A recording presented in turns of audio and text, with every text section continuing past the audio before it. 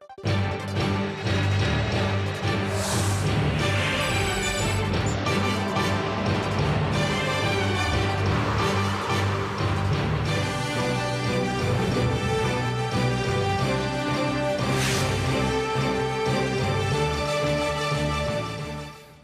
and thanks for joining us for this late night newscast coming to you from Arirang's news centre in Seoul. I'm Mark Broome. We start with the latest on the MERS outbreak in Korea. Exactly 1 month has passed since the country confirmed its first infection of the deadly virus. While there have been no reports of extra confirmed cases since Friday, there was one additional death earlier today. Choi You-sun has the latest. A MERS patient in the southwestern city of Jeonju has died, raising Korea's death toll from the virus to 25. Authorities say the male patient in his 60s had been under quarantine treatment after he came into contact with a so-called super spreader late last month at the Samsung Medical Center in southern Seoul. The patient also had a heart condition and was suffering from diabetes. The news comes after the Central MERS Response Headquarters said for the first time in 16 days there were no new cases of the infectious disease the day before on Friday. The total number of confirmed cases remains at 166. Experts say the outbreak could be reaching a state of lull as the number of new cases dropped steadily over the past week. Health authorities, however, say there could be additional cases as the last known incubation period doesn't end until next Wednesday. Even though there were no new patients, we'll not ease up, and we are keeping a close eye on intensive control hospitals. But authorities stress excessive anxiety about the virus among the general population is unwarranted. It's safe for people to go about their everyday lives in areas where they won't come into contact with the virus. Prime Minister Hwang Kyo-ahn asked officials and staff at the central headquarters to do everything they can to swiftly eradicate the virus. Meeting with local government heads and politicians representing Pyeongtaek City, one of the hardest hit areas in the capital region, the Prime Minister stressed the need for the central, local governments and the parliament to closely consult on the response system. Choi You-sun, Arirang News. Now, it appears the MERS outbreak is finally being brought under control, but concerns remain over the negative impact it's going to have on Korea's economic recovery. Experts have warned dampening consumer confidence amid already weak domestic demand could cause a double-dip downturn. They also note while the economy has been showing signs of a slight improvement, last month at least, it's now going to be difficult for Korea to achieve a growth rate of 3% this year, with Korea's transportation, food, hotel and travel sectors hit hard by the MERS outbreak. Policymakers have been calling for supplementary measures to avoid a protracted period of low growth. Analysts say the MERS outbreak is expected to slow Korea's economic growth by at least 0.1 percentage point this year. Korea and Japan are reportedly exploring the possibility of holding a bilateral leaders summit as well as a trilateral summit with China sometime this fall. Japan's Nihon Geizai Shimbun Daily reports that the meetings could take place in Korea after Japanese Prime Minister Shinzo Abe's statement marking the 70th anniversary of Japan's defeat in World War II this summer. This means the summit, if it goes ahead, would happen sometime between September and November. According to the report, the three-way summit is expected to help ease Seoul and Tokyo from the burden of narrowing their differences over history before their two leaders meet face-to-face. The two sides differ on Japan's apology and compensation for Korean women forced into sexual slavery by the Japanese military before and during World War II. While the foreign ministers of Korea and Japan are scheduled to meet on Sunday, UN Secretary General Ban Ki-moon has expressed hope they will find ways to resolve the issues.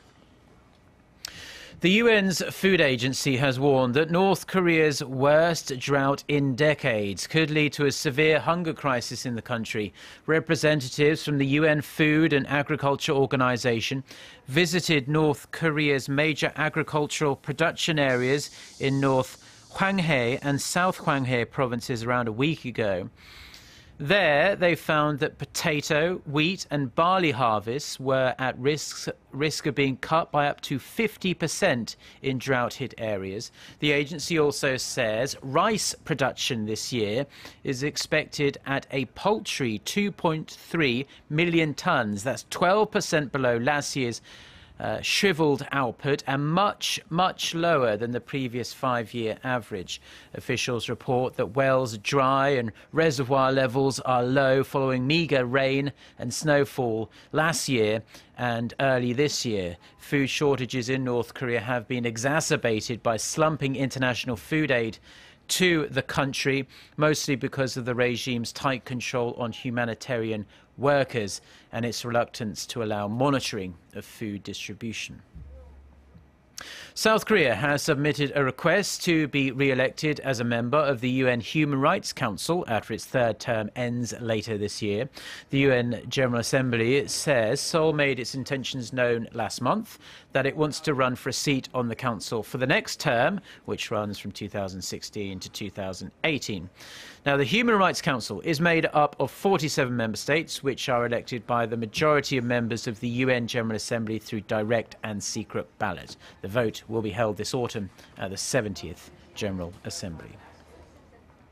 German Chancellor Angela Merkel is demanding Greece reach a deal with its international creditors ahead of an emergency EU summit in Brussels on Monday.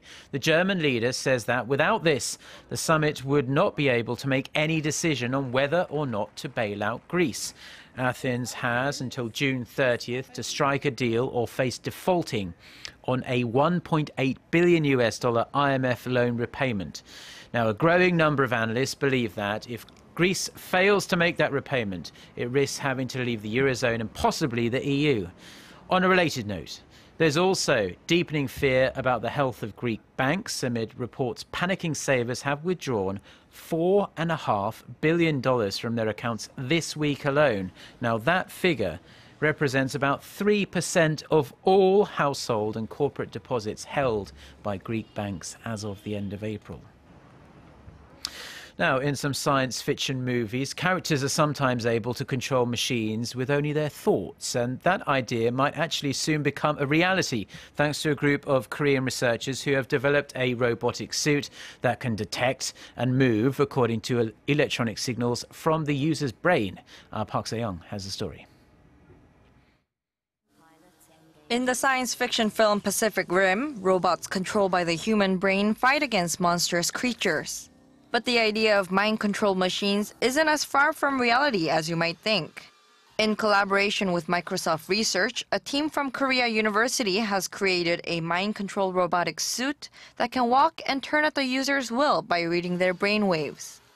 To operate it, the user steps into the suit and looks at a tablet connected to a web of electrodes which reads the user's thoughts. The electrodes send signals from the person's brain to a computer which analyzes the signals and turns them into actions to move the suit in the desired direction. The computer is programmed with learning algorithms which scientists have found are 93% effective in following a user's desired route. The suit, which also has a stability control system to help with balance, was designed to help with the rehabilitation of patients paralyzed from the waist down. Patients going through rehabilitation can easily control the suit with their mind. There is no need for help from physical therapists or for hospital visits. The machine's range of motion is currently limited to walking, but the scientists hope to develop algorithms that can turn thoughts into other actions too. The robotic suit, which was unveiled last month, will still require years of additional research before it's ready for public use, but it shows the gap between humans and machines is narrowing. Park Se-young, Arirang News. Now, staying with tech-related developments, and Korean researchers have developed some groundbreaking new drone technology that they say can make us feel as if we can fly. Won Ji-yeon reports. Up, up, and away. If you could fly, this is what a college campus in Korea would look like from above. But you don't have to have wings to get this breathtaking view, thanks to a new type of drone that gives users the experience of flying. The device was developed by researchers at Yonsei University.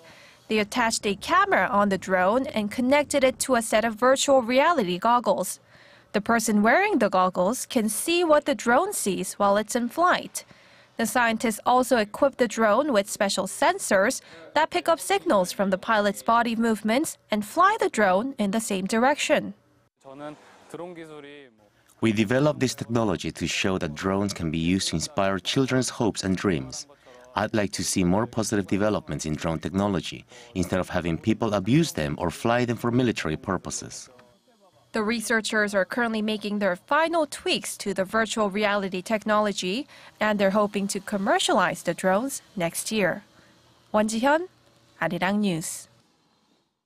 Now, finally leaving you with a brief look at the weather. Most of Korea has been seeing some much-needed rain after a very long drought period. And this band of rain has mostly passed now, and we'll have a mild and fairly dry night under cloudy skies. Sunday will be dry, relatively sunny and very warm, with the daytime highs in the mid to high 20s nationwide. And we'll see similar weather, if not even hotter, throughout next week as well. Finally, let's take a look at the weather around the world.